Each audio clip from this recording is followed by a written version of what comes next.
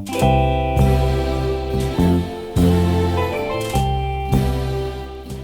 everyone and welcome to episode 2 of Reading with Rushbrook.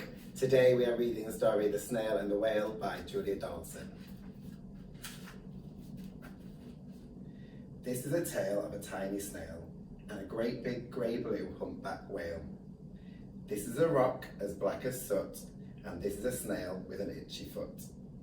The sea snail slithered all over the rock and gazed at the sea and the ship in the dock. And as she gazed, she sniffed and sighed. The sea is deep and the world is wide. How I long to sail, said the tiny snail. These are the other snails in the flock, who all stuck tight on the smooth black rock, and said to the snail with the itchy foot, "Be quiet, don't wriggle, sit still, stay put." But the tiny sea snail sighed and sniffed, then cried, "I've got it, I'll hitch a lift." This is the trail of the tiny snail, a silvery trail that looped and curled and said, "Lift wanted around the world." This is the whale who came one night when the tide was high and the stars were bright. A humpback whale, immensely long, who sang to the snail a wonderful song of shimmering ice and coral caves and shooting stars and enormous waves. And this is the tale of the humpback whale. He held it out of the starlit sea and said to the snail, "Come sail with me." This is the sea so wild and free that carried the whale and the snail on his tail to towering icebergs and far off lands, with fiery mountains and golden sands.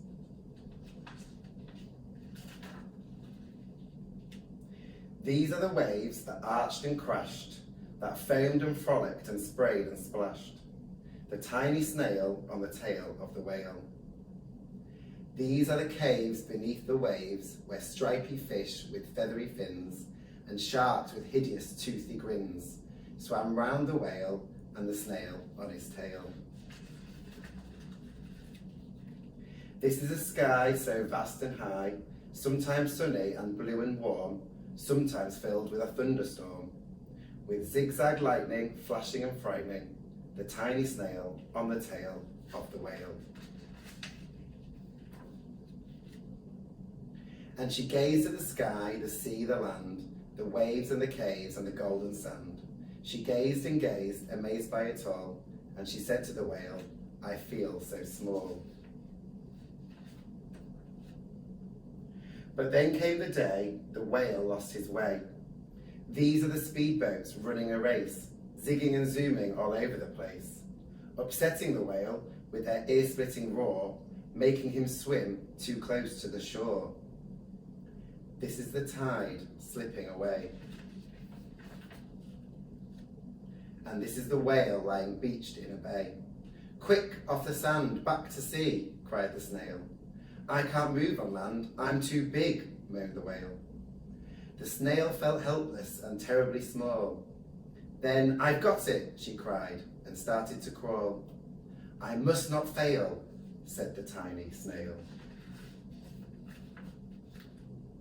This is the bell on the school in the bay, ringing the children in from their play. This is the teacher holding her chalk, telling the class, "Sit straight, don't talk." This is the board as black as soot, and this is the snail with the itchy foot. "A snail, a snail!" The teacher turns pale. "Look," say the children, "it's leaving a trail." This is the trail of the tiny snail, a silvery trail saying, "Save the whale." These are the children running from school, fetching the fireman, digging a pool, squirting and spraying to keep the whale cool.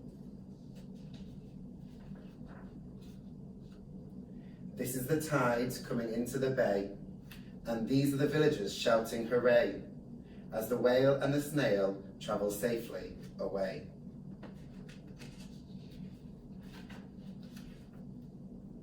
Back to the dock and the flock on the rock, who said, "How time's flown, and haven't you grown?" And the whale and the snail told their wonderful tale of shimmering ice and coral caves, and shooting stars and enormous waves, and of how the snail, so small and frail, with her looping, curling, silvery trail, saved the life of the humpback whale. Then the humpback whale held out his tail, and on crawled a snail after snail after snail. And they sang to the sea as they all set sail on the tail of the grey-blue humpback